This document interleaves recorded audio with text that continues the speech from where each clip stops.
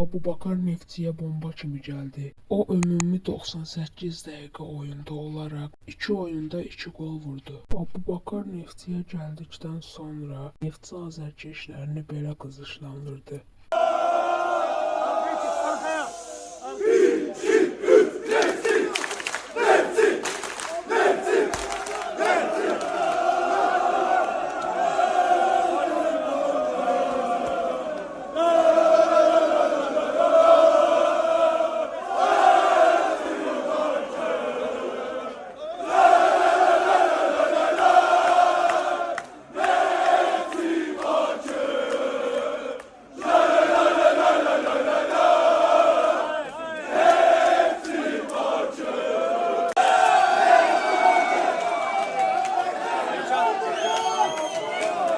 Bəli, Abubakar hər nə qədər qol atsa da, oyunlarda heç gülməsə də, burada özünü azarkeşlərə qarşı tuta bilmir.